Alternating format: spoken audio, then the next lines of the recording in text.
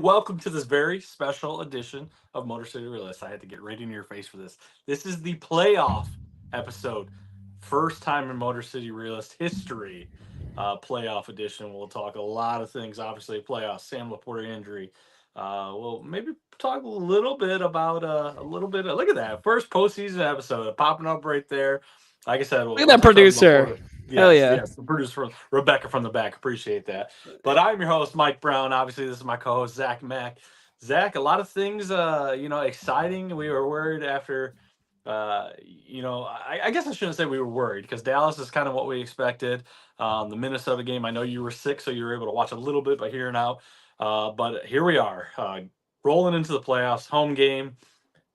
We'll obviously talk about what that means, what that looks like, but talk a little bit about the obviously mini game. But you said you were sick, so how you feeling now? You getting your legs under you? No, yeah, I appreciate that. I'm doing good. I think I finally got the rest of it out yesterday. It was something. It wasn't like COVID or flu or anything like that. It was a cold or something like that. And I basically had to sleep all day Thursday, and then you know how it goes, cough it all up on Monday, and then Tuesday just get the rest of that congestion out. So yeah, good to go today. And like you said, excited for this postseason episode, and we're here. This is what we talked about the beginning, all the way at the first episode. What do we got to do to have this be a successful season? Here we are. So obviously, we're definitely, most of this episode is going to be about the playoffs. Most of this episode is going to be about the opponent. But right now, I want to touch on the Minnesota game, how we ended the season. Got a lot of guys back healthy. You saw us move some pieces around to bring these guys back. CJ Gardner, he ended up getting like a cheap interception late. But the one thing that I will say is still feel all right going in the playoffs. But the fact that Mr. Mullins has lit us up in two games for almost 700 yards. Jefferson, I think he's gone for 300 yards in two games. That is one concerning thing for a game plan. When basically we saw CeeDee Lamb, kill us. The one thing going forward, and we're playing a team with two really good wide receivers. So basically, what I'm saying here is I feel like in past we've planned for, maybe we haven't planned obviously for these wide receivers, CeeDee Lamb, Jefferson, and they still torched us going into the Rams playoff game here. Is there any concern? We'll just jump right into that concern going forward. Were you able to watch much of it? I know you said you were kind of down and out. Did you see a little bit here and there? I felt like when Minnesota wanted to drive down the field, they did on us. Yeah, so I think honestly that part of it is probably the only part of it I missed because I watched the first quarter and I think we went up. It was like 10 or 13 nothing, and then that's when I started to doze off. I missed the second, third quarter. I woke back up and both teams had scored more, but we were still up by about 10. I think it was like 27-17 maybe. I don't really remember, but so I think I missed the parts where like Minnesota was kind of driving down the field, but you hit the nail on the head. I think that's the biggest concern going into the postseason is that these number one wide receivers, at least towards this tail end of the season, we can't seem to hone them in. And, it's often a big type play that can hurt you in instances like that. But you touched on Jefferson, and I think like he's got the most yards per game for any player against a single opponent. Yeah. So, he's hurt us and Mullins got a big arm. He likes to throw the ball down the field. So racking up yards, it's kind of give and take. You saw that type of throw is what CJ Gardner-Johnson got his pick on. So it's kind of give and take with Mullins, but it's good to end the season on a W. Especially since it's hard to beat a team twice. We always say that on the show. It's hard to beat a team twice, and we did it twice in 3 weeks with a little kind of screwy game jobbed in between. But good to finish that way.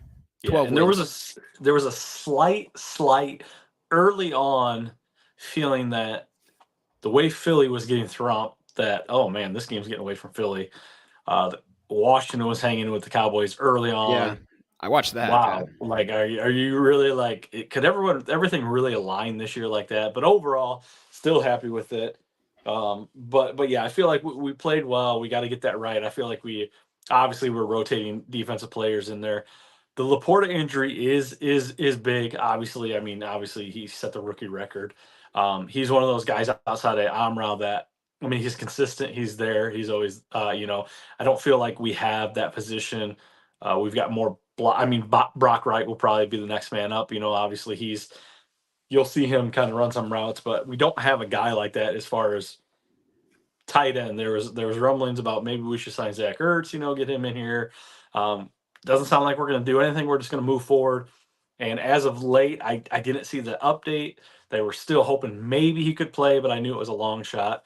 Um, so I think that is a big, obviously injury, obviously, but very happy that it wasn't, I guess, season ending as opposed to, if we get through this week on to next week, he may be available. So overall, the one thing with that injury, while you were watching, I don't know how coherent you were if you were pseudo-fighting it up, but w- was there concern about Campbell's plan was to play the starters, obviously, but you see him go out, and then you see Amra get banged up, then you see players kind of dropping here and there, back and forth.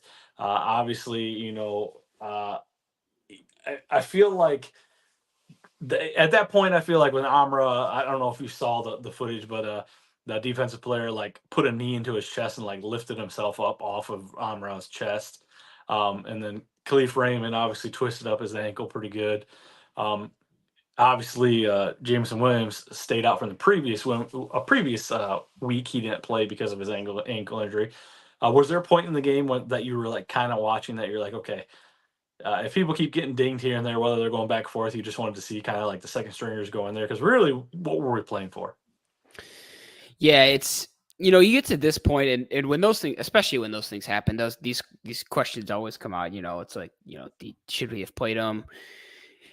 And I don't know, and it's also like this is the extra game, right? So that doesn't so much concern for the younger guys because they weren't used to the old seasons, but that is that extra game to the season that some of the veterans weren't used to. So I don't know. I'm kind of on the side of like just stick to whatever you're gonna do. Like if MCDC's plan was to play the starters, just play the starters. Let them play. If they get hurt, you've got to own the next man up mentality. That's obviously what you went into the game with because you knew you were running this risk. Somebody could get hurt. One of your starters could get hurt, and I think that just shows the faith he's got in his roster from guy number 1 to guy number 50, whatever it is that's on your team. So. Which speaking of roster spots, I don't even know why we waste one on a kicker, but we can get to that. But yeah, it's I don't know where do you lie on this? I don't know if you expected like the starters to just play a quarter or whatever, but No, I felt like I mean exactly like that. Campbell's one of those guys. He's going to tell you how it is, and that's what he's going to do. He's not going to stray away from it. But I feel like the last game of the season, there was a little pucker in me that I was like, okay, I'm seeing this guy go down, and Amra's getting banged up. At that point, I know Campbell is one of those guys that dude stick to his guns, and I don't even think it would have been about whether he was getting questioned or not. But I think if I was in that situation, which no harm no foul at this point, obviously everyone's healthy outside of Laporta, so okay, but I think at that point I would just been like, screw it, let's pull everyone off. But on the flip side, there was a lot of players playing for incentives, money. Josh Reynolds in a classy move by them. I don't know if you realize towards the end of the game, they threw to him about 3 times in a row to get his incentive. There's a few others. I know they really wanted to get Gibbs and Montgomery both 1,000 yards. So that was a big thing. So I definitely understand there was a lot behind it. Because I think that's the difference between this coaching regime, this staff as opposed to in previous where I mean you can talk about Patricia all you want, like, nobody connected with him. The guy said he was a dick. Now you got a coach that's hey, he's expecting everything out of these guys, the grit. But at the end of the season, when we've got it wrapped up, he's doing everything in his power to get them paid, get them their incentives, get them their touches and things like that. So I can amend that or commend yeah. that, but overall, yeah, that's kind of what I expected. I'm glad outside of again Laporta moving forward, we're looking all right. Again, we're getting healthy. Gardner Johnson's in there. It'll McNeil was back. We're getting a lot of bodies, and that was like we said, they needed to get in game shape, situational stuff. But I know CJ Gardner Johnson. I prefaced an article. I didn't read the whole thing about. I'm sure he made a speech to the locker room, but it sounds like he's really rallying the guys to go on a run in the playoffs here. Um, but obviously, Minnesota game behind us. Looking forward, we talked about the parity in the NFL. We talked about everything. We mentioned, hey, there's an opportunity to play obviously the Rams, and then there's an opportunity obviously to run into the Cowboys. We've got Stafford coming home. We've got Tyreek Hill going to Kansas City. We've got McCarthy going to Green Bay. We've got all of these things in the NFL. And the one thing that I am the most unsettled about is Matthew Stafford coming to Ford Field to play us in the playoffs. We'll get right to it, Zach. I'm not going to ask for your prediction yet, but is there a concern, or is this? I mean, Detroit's the favorite. I think last I looked, they were like a 53% favorite. Not a lot, but is there concern because of this? Is it a game? They're pumping Stafford. They're talking to Stafford. Everyone's and he's saying, what a classy guy. He's saying this is another game. This is what I'm looking at. Obviously, he's not going to say, but his wife is very outspoken. I don't know if you know of her, but talking about this is where it all began. Blah blah. This and this. For some reason, uh, so let me say this: I'm in a pick'em league or a three strike league. I'm one of five people left. There's a couple $1,000s on the line, and I so badly want to take the Lions because your pick's all reset in the playoffs, and I'm like, I want to get that pick out of the way. I feel like we should, but this game is just. This is why we're the realists. This game is scaring the shit out of me. Yeah, I think here's what gives me hope. Because I thought as we approach these last 2 weeks that I was getting nervous about this Rams matchup. But now now that it's set in stone, and the more I think about it, I don't get nervous because all of that to me is media driven. And Yeah. I feel like not enough people talk about Jared Goff also playing against his ex team. And even more so for Jared Goff, he is playing against his ex-coach. That is not the case for Stafford. As a matter of fact, I don't think anybody on the Lions staff gives, a rat's vajayjay about Matt Stafford, to be honest. Like, I mean, obviously he's an outstanding quarterback that you got to prepare for, but I don't think that there's that.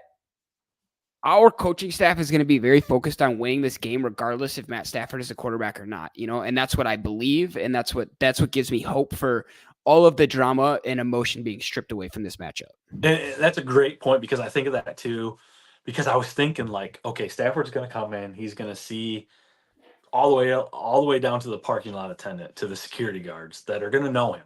But then I look at our roster and our coaching staff, and outside of some offensive linemen, really nobody played with Stafford on this team anymore. This team is one of the youngest teams. Obviously, Dan Campbell, he knows obviously behind, what's going on.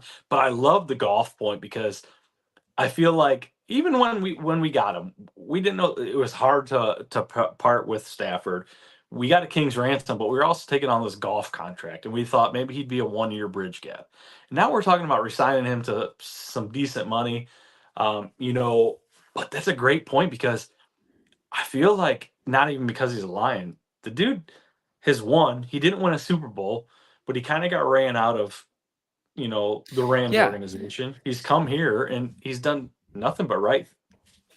Yeah, that's what, like, to me, that's what's more interesting. Everyone's focused on Stafford coming back to Ford Field and playing a playoff game in Ford Field, and that's great. Like, obviously, that's the bait out there.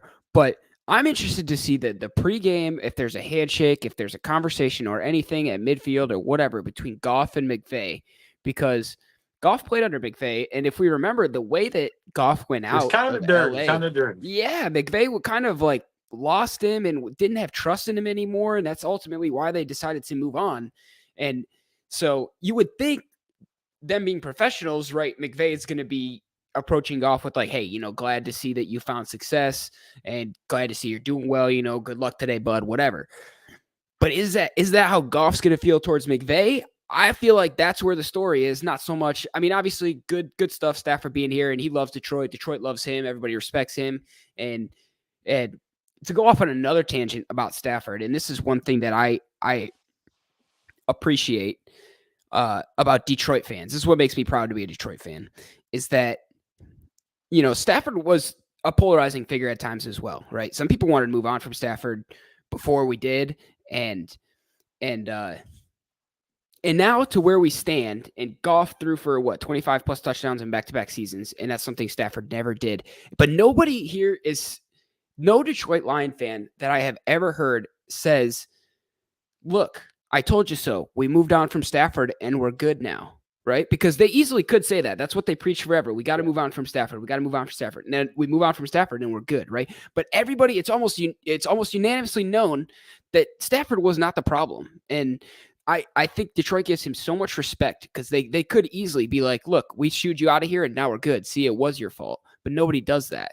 And that, I think, is what makes us proud to be in the Detroit fan base. So, but yeah, to get back on this, like just this whole, I think it's media driven. I don't think the teams are paying attention to it all that much, and not as much as like you brought up the Tyreek Hill. I think teams might be more focused on that dynamic. The teams involved in that, Miami and Kansas City, but I don't think LA and Detroit are going to be on that page. And I don't know if you've really looked at the matchups and stuff like that, and really, this is probably the best first week of the playoffs that I've ever seen a matchup outside of Buffalo. I think Buffalo's hitting stride against the Steelers, but I mean these matchups are, you're talking about Kansas City, Miami, and Kansas City's now the favorite. We were talking early in the season, when Miami was hanging about 70 points, that they were going to run through this thing. And we talked about how we'd match up with Miami and stuff like that. And here we are, they're saying Kansas City's the favorite. And I feel like early on, after we beat Kansas City in the first few games, we even said, hey, Kansas City's still going to be around, but they're not the same team anymore. Yeah. So yeah, I don't know. I'm with you. Maybe the pep talk that you're giving me here gives me a little more faith. I'm still definitely nervous. And what's better, I didn't even really question what time this game was going to be played. There was no way that I was even like worried about what time. I knew it was going to be the prime game. I knew it was going to be. Yeah, look, this worked out perfectly for me. You get three primetime games: Saturday night, Sunday night, Monday night, and for me, it's the Florida teams on Saturday and Monday, and then I get Detroit on Sunday. So, but like you said, like even the first game, which you would be like, if I told you at the beginning of the season, or let's go back a little further, last year, right, that you're going to get your opening playoff game is going to be the Browns versus the Texans. You're like, yeah, all right, I'm just preparing food, right? Maybe it's a little different in Ohio, but but you look at this matchup. You got Joe Flacco, who resurrected Cleveland. You got CJ Stroud going off in Houston. That's going to be an exciting game. The NFL writers this year were just unbelievable. Like the way they scripted, but it's exactly what I'm saying. You would not, last season you would have been like scoffed at it. Like, are you kidding me? No way a rookie coach, a rookie quarterback is going to take a team, maybe a healthy Browns team, but you're talking no number one running back, no number one quarterback, Joe Flacco out of retirement. He was sitting on his couch. I think I referenced this. I don't know if I told you this. I think I did maybe on an episode, but he said that his biggest regret this year was that he bought YouTube TV for the NFL game day because he actually paid for it for a full season. He thought he was going to be out of the league the entire year. So he said that's been his biggest regret this year so far. Man, if that's your biggest regret, life's going good. But obviously, is that like kind of like a flex? That's got to be like a flex. Yeah, exactly. But think about it. One of those teams is going to be in the second round of the playoffs. You're either going to see the Browns or the Texans in the second round of the playoffs. That's just crazy. I think the only game here that I think that you're like, maybe I'm not so interested in is Bills Steelers. Yeah, that's what I said. And while we're talking about other games, like you said, you got another big one there. You got Tampa Bay. The Eagles are just shit in the bed. And I don't know what your weather's looking like, but they're predicting that it's supposed to rain that game. So, and that bodes well, obviously, for Tampa. But Jalen Hurts' stats have been pretty good as far as rushing the ball in the rain. But I don't know. I haven't heard a whole lot about his finger and different things. But Baker Mayfield, here we are. We're talking about the Browns. The Browns outcasted him. He took them to the playoffs, and he goes to Tampa. And I don't know if I've ever seen a season end up like this. And again, I know we talk about parity. I continue to say that, but it's just, I mean, how can this year? Well, I mean, you can go do the same thing. Tom Brady rides off in the sunset. Who knows what's going to happen with Tampa Bay? And here we are talking about there's a good chance they could potentially take on the one of the Super Yeah. Bowl, Yeah. previous. I mean, just That's a good point. That's because Tom Brady, you're right. Tom Brady left and it was almost like rebuild mode. But here they are in the playoffs and they're playing one of the teams that is taking a nosedive towards the end of the season. And they have a real shot to move on. I'm telling you what, I keep my eyes on the ticket prices. They're still a little cheap, a little steep for what I would pay. But if those go down like it does rain, because we are, like you said, we're supposed to have a warm front come in this weekend. And it's going to rain all weekend. And if that stretches into Monday, maybe those prices go down and I'll find myself there. But yeah, it's like, what a game to end the weekend on. And yeah, man, I mean, okay, before we get into this some predictions with our game and some of the nuances that we're going to look for, are we, obviously we get no Niners and Ravens this weekend because they're on a bye. Do you think things get a little more, I don't know if I want to use the word lopsided, but less ambiguity when those teams enter some matchups in the second round? I do feel like because they were just such powerhouses during the season that Yeah. even if you win to go on the next round, whoever lines up with them is definitely not the favorite by any means. So I do feel like that turns into a Buffalo Steelers situation where those two games probably not the highest rated or not the highest looked at. So maybe that's why the stage is set the way it is right now. Yeah. Which obviously has nothing to do with that. It's just the way it boiled down. But yeah, I think it kind of takes a little bit out of that. But then you're talking, after the second round, which obviously we're getting into the heavy, like, okay, now we're really splitting hairs because you gotta, again, we go back to, how far are the Texans, how far are the Browns going to be? Because one of those teams are going to be in that second round, like you said. Same thing with the Buccaneers, Eagles. The Eagles, maybe they put it together and they start getting hot, or the Buccaneers go in there, and there's going to be so much, or what does it look like if the Lions, beat the Rams? Who do they pair up with, and what's that look like? Because I feel like outside of the Rams, I think they finished the season 7-1, which is one of the strongest teams rolling. I don't think there's a lot of teams, and obviously being a Lions, but I don't think there's a lot of teams that if the Lions win the first round, that anybody really wants to play the Lions the second round, because they're pretty much saying, I feel like we've already overachieved. We wanted to get the playoffs, but the way the record rolled out, we continue to talk about the way we broke down the records early in the season. But the way we played, the way we continue to do things, if we get this first round, if we get this first round win, I think, man, there's some real, I'm not saying there's not excitement, but I mean, there's some real, there's some real push behind this run to get deep in the playoffs and into the Super Bowl. I don't want to say Super Bowl, but I don't want to get too far ahead of myself. But I mean, there's a lot of things that can really, really happen. Yeah, I think what bodes well for as far as looking at a potential Super Bowl run is being in the NFC versus being in the AFC. I'd much rather be on the Niners side of things than the Ravens Let side the of AFC things. beat each other up. Yeah, exactly. And especially with the Eagles, with the way they're playing right now, and we've already seen what we can do against the Cowboys. So I really like where we're at if we can get through this LA game. I think, yeah, like you said, it just builds up. You get that momentum, that optimism, your adrenaline's going, and let's just take this the whole way. So, but first things first, we got to play the Rams. What are you? I mean, God, this is man, it's. I'm getting goosebumps right now. Like, we haven't been in a situation where it's just this game. This is it, man. What are we looking for in this game? Because it's a do or die.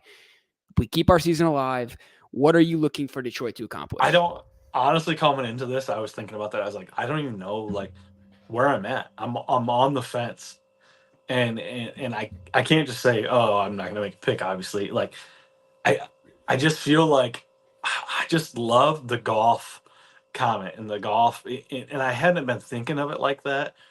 And I feel like just as much skin as Stafford has coming back, golf is being not talked about, and there's a lot there's a lot that's playing, in his favor. You think There's he a lot thrives that he's there, playing. though? You think I he don't. thrives under the radar? It's funny because I feel like I was going to ask you before we got into our picks, like, what kind of game do you think Goff has? Is this like an immaculate game where he does his thing, he doesn't turn over the ball and we win? Or is it just like one of those games where we get too far in, he's rattled, and we still I don't know. I mean, I don't know. I don't know. This is what's scary, and I feel like for sake of the pick, like they talk about you know, the two obviously wide receivers. They're shifty in the slot. That's where they make their money. They make their money. Puka obviously is over the top threat. So basically, if anybody watched any of our film the past few games, they're going to send Puka north. They're going to send him on, and then they're going to Cooper underneath. So they're going to have options. That's what I'm concerned about, because Cam Sutton, as much as I gave him love all season, he looks like he's got concrete attached to his feet at most games. So can we stop that? Am I worried about the run game? No, not really. But I'm really, really excited to see Aaron Donald, Sewell, that matchup. Our line against Aaron Donald. Don't get me wrong. I mean, he's a Hall of Famer. So there's a lot to be said. But if I have to put my pick, I feel like this being a home game, so much behind it. This is by far going to be the loudest stadium the first round. There's nobody there. I mean, this is going to revitalize the city just for at least a week, anyways. I'll say, you talk about kicker. I'll say 24-21 Lions. That's where I'm leaning. Even though coming into this, I think I was more on the fence that Stafford would take this. But again, am I being influenced by the media, all that stuff behind it, and then your talk on Goff? Man, this is you talk about having goosebumps. My nipples are hard. Yeah, man, it's God, it's so nice to be in this situation. But like, the way I see this game playing out is, you're right about the receivers. I think we have every right to be worried about what the receiving core for LA can do to our defense, and I think it'd be silly to think that we can hold LA to like 2 scores or less. I don't think that happens. So our offense kind of has to show out. And you mentioned Aaron Donald. So the pass rush is going to be there. It's going to be a game where Goff is probably going to have a lot of quick passes. I think that's probably how Ben Johnson's going to write it up. So he has to be on the same page as his wide receivers. If he throws interceptions, it's going to be because a wide receiver took an in route and he was supposed to do a button hook or something like that. It's just going to be a miscommunication, because he's going to be getting the ball out so quick, I think, if they want to win. Or they're going to be spreading it out with the running backs. And we know Stafford will take some sacks. He's been known to take He's going to throw the ball deep on our defense. I don't think he's going to be afraid to do that. There's nothing sexy about that line. But on the flip side, he's going to take some sacks, but he's also has no problem just unloading one. Yeah, so I like where you're at. I think I was also going to give the Rams 21 points. I think that they get 3 scores. They might even squeak in a field goal. So let's go with I'm going to go Lions win 30-24. I just think that for us to win, we have to score a lot of points, and I hope that it's I hope we get the ball first. Honestly, is what I'm kind of hoping. I know that everyone likes to defer, but this year we've not done so well when the other team wants the ball. So we've talked about this on the show. Are you, if the coin toss goes our way, we get the ball, is this the drive we've talked about all year? I think we've had them here and there. We thought it was going to happen. Some we've shit the bed. Some we were like, oh, he's just going to be like, is this the drive where, speaking of Goff, if we get the ball, he drives down the field and it's almost like a immaculate drive? Yes. I think that, I mean, if you start that way, fans are going to be lit. And I mean, let's be honest. A lot of these fans are coming off celebrating a national championship with Michigan. So, so these fans are also already on cloud 9. They've been passed out for a week, so they're just waking up. Yeah. So you're right. This place is going to be raucous. You know what? I get this vibe. You brought this up, I think, on the very first episode we did this season, and you were talking about training camp when you saw a play that they did in practice where they sent Gibbs on a streak and he just toasted. I would not be Giants. I would not be surprised if they whip that play out, because I don't think we've seen it this season, and I think that could be a shocker because here's another thing, right? They're going to be if J-Mo's back, they're going to be focused on him going down the field, and if Sam Laporta, he didn't practice today, but they're like hinting that maybe he could be ready to go. So maybe he's like doesn't play a lot of snaps, but he's in and out, in and out, in and out. I And when he feel goes like, in, yeah, I almost feel like, okay, if we need a first down, he'll be one of those guys. If or we at least a need, distraction. or within the red zone, we put him in. But yeah, I don't necessarily see him running like we do. So that's a great point.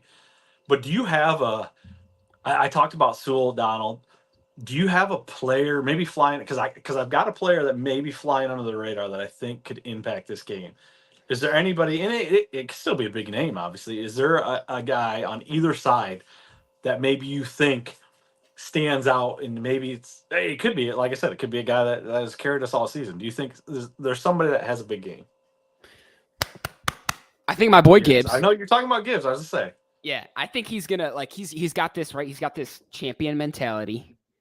Also, we got Brian Branch on the defense, which I think I pick Brian Branch way too often on the show whenever you ask me for a key player, and I like, yeah, but he always gets his big games when I don't pick him, so I'm gonna stay away from Branch. Right? Let's go with Gibbs. I think he gets the end zone a couple times. He's gonna bring that playoff energy, and I think he has the chance to be a game breaker in this, in especially when we're focused so much on Stafford and Goff. Like let's let our running game just like seep through and dominate this game. I would love it.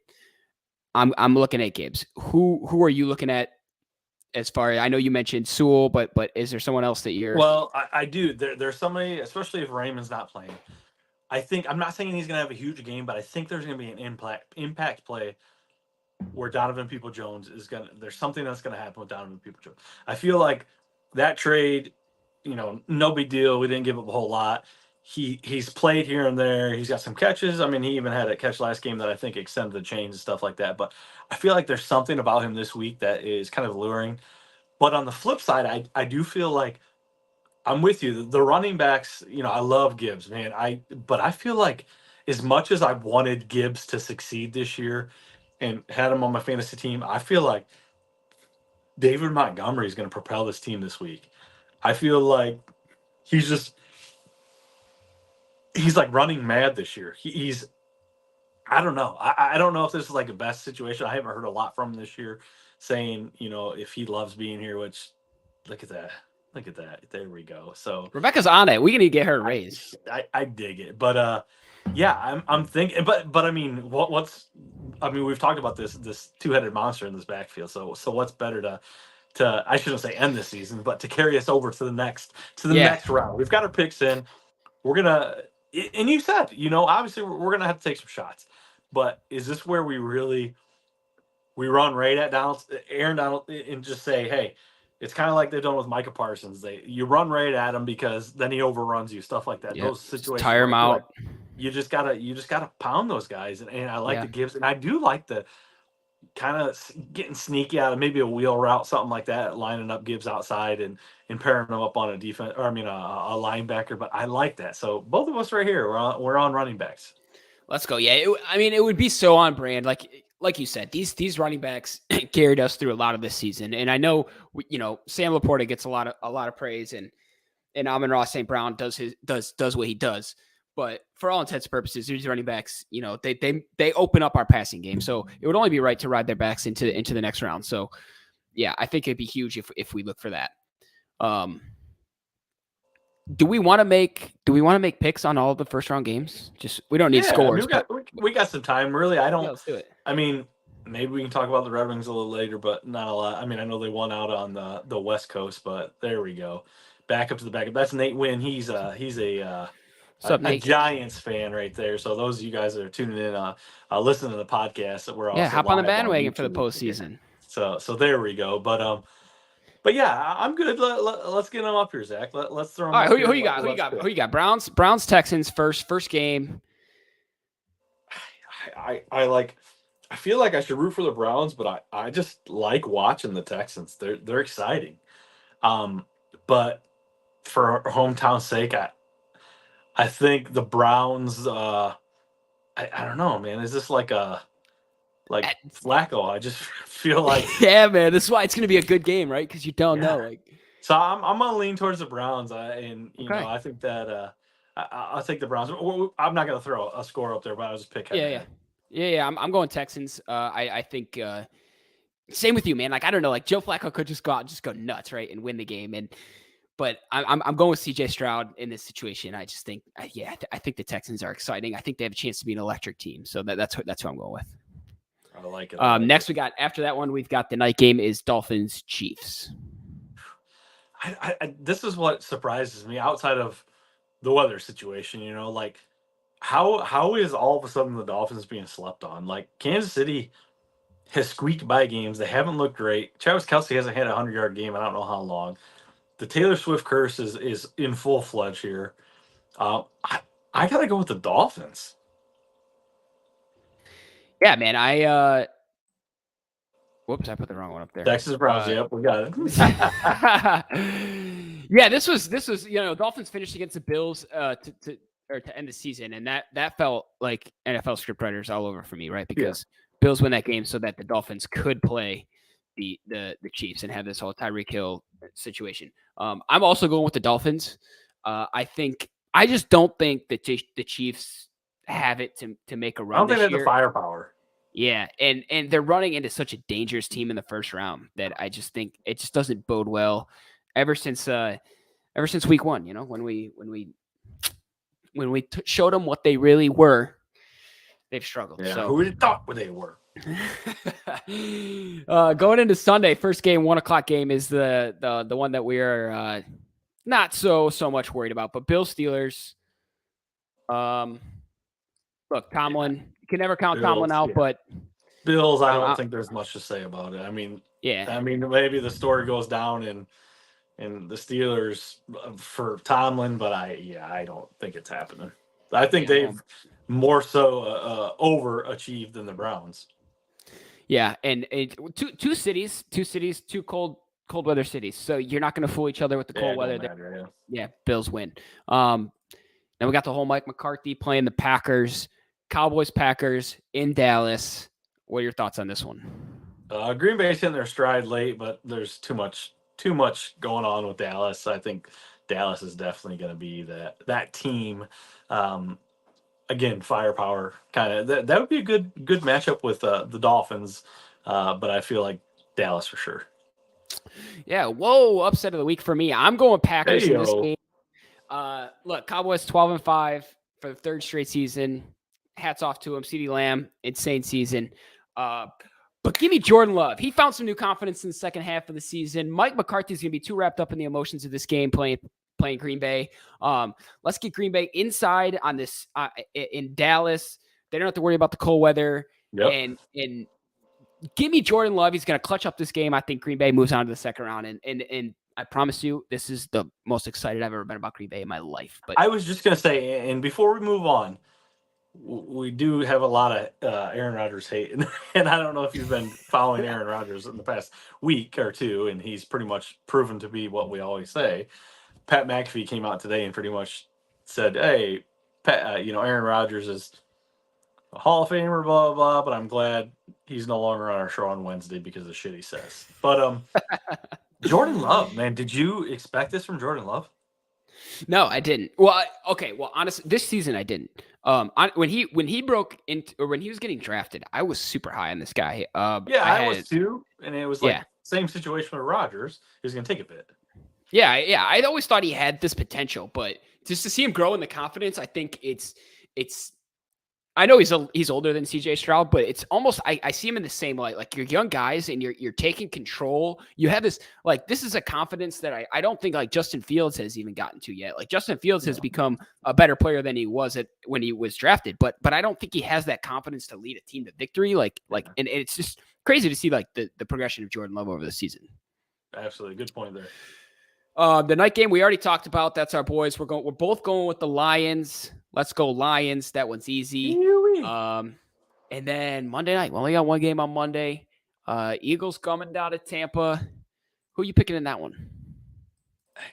And I revert back to my pick'em league that I'm in right now, and I felt like even with the Eagles ending the season the way they did, Tampa Bay making it, I feel like I don't know why. Like outside of the Buffalo, like I don't want to take Buffalo because I want to take Buffalo the next round. It's Yeah. basically, Yeah, I see what you mean. Yeah. So I feel Pick them like while I you want to can. pick the Eagles because I feel like this should be the game they win, but it scares me. But I am on the Eagles, but I'm on the Eagles, but I'm hesitant. Yeah, I'm gonna lean Eagles here as well. I think this game really depends on how Tampa plays. They have like they can they've won a couple games because their division was so bad this year, like where they didn't score very much. But you like you said, you've also got the Eagles who are not going in the right direction. So I think if the Bucks put up like 21 to 24 points, they could win this game. But if they're only putting up the 9 or 12 or 15 or whatever it is that they've been doing, I think the Eagles could even play a bad game and still sneak away with a W in this one. Bigger picture, if the Eagles lose and end up going in the playoffs, losing what is it, 4 in a row or something like that, eh, do you think there's some shakeup in the Eagles organization over the offseason? Look, Philly's a tough city to play in, and so you're gonna hear it if they lose in Tampa. I mean, you are gonna hear it because the only reason they're playing there is because the Cowboys overtook them in the division, and I don't think there's going to be uncertainty surrounding Jalen Hurts, but yeah, it'll be interesting to see how the franchise reacts if that happens. And right here, I think we're both kind of Vince here with the Sports Stove podcast. This is kind of how it is. I don't know Yeah, why. I would agree with this. I feel like there's a resurgence behind Baker. He's one of those guys that, I mean, you either hate him or you love him, but I like watching him. But I just feel like even with the Eagles struggles, I just feel like I have to pick the Eagles, but it hurts me to pick against Baker. Yeah, yeah, you're right. That part sucks, but yeah, who knows? Maybe he could. You never know, man. He could throw like three to Mike Evans, and all like Bucks are up like 21-10 at halftime or something. Like that game to me is like who knows how that game goes. Mike I Evans is don't going know. to have a stat line of 3 receptions, 3 touchdowns for 4 yards. Something stupid like that. Yeah, exactly.